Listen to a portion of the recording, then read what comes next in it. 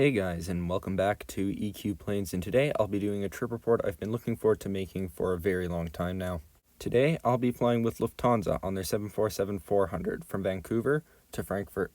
Now the 747 easily has to be the most iconic commercial aircraft ever built, and has been my dream to fly on one ever since I was young. However, prior to this, the opportunity had never presented itself. And in the past 10 years, the 747s have quickly been disappearing from the sky, making it a harder and harder aircraft to get on. So when I saw that Lufthansa had put their 747-400 consistently on the route between Vancouver and Frankfurt, I knew I had to get on it, especially considering it was a 747-400, which is even more rare and hard to get on these days. It's also, in my opinion, the best looking version of the 747. It was definitely a surprise for me to see these aircraft come back, as originally it had looked like they would be retired for good when the pandemic came. However, the quick travel recovery has allowed these aircraft to fly for a short while before they'll eventually be replaced by 777Xs.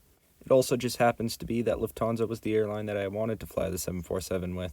The old Livery Lufthansa 747s always used to catch my eye at the airport and have always been my favorite plane, along with the Air Canada 767-300ER. To top it all off, this was on my 16th birthday, and I'm very grateful for this experience. But without further ado, and with that being said, let's get into the review.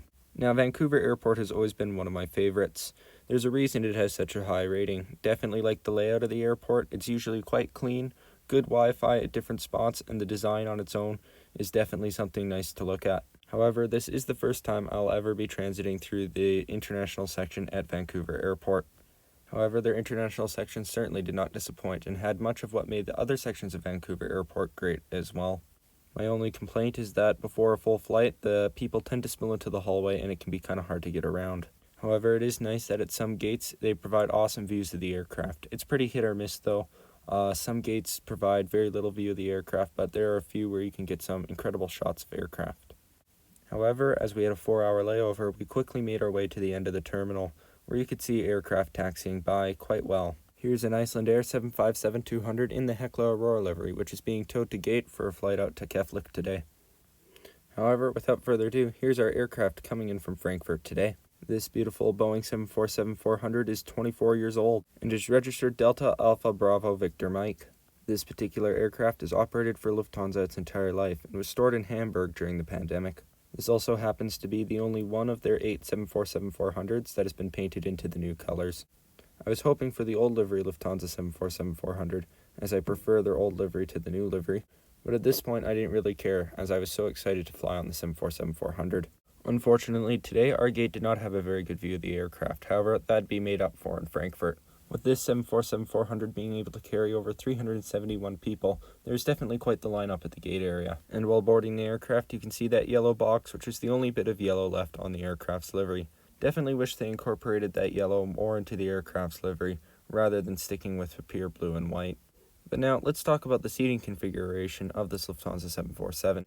This version of the Lufthansa 747-400 features their new interior, with a more premium-heavy configuration on this particular aircraft. However, a few aircraft in the fleet have a more economy-heavy configuration to them. It features the 747 standard 3x4x3 configuration in economy, with a 2x3x2 configuration in premium economy, and a 2x3x2 configuration in business class.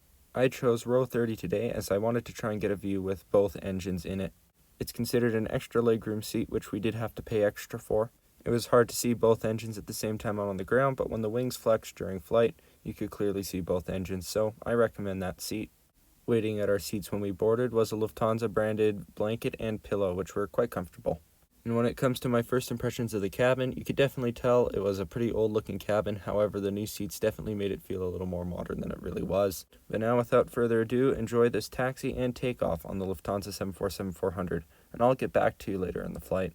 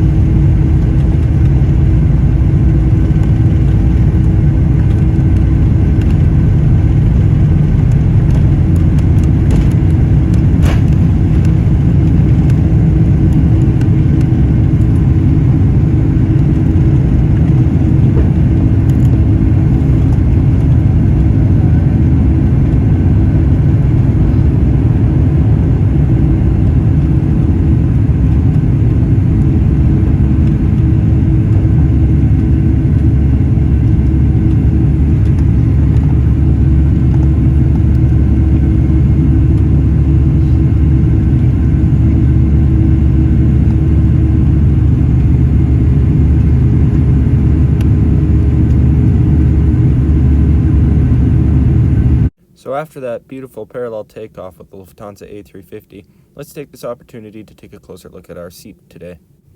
Lufthansa 747-400s definitely had very good legroom on them. However, this was an extra legroom seat.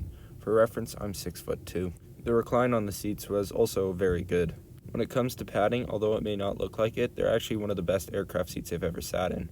My back and butt didn't ache at all after the flight. The tray table is also of a decent size, however, it did sit a little bit low on my knees.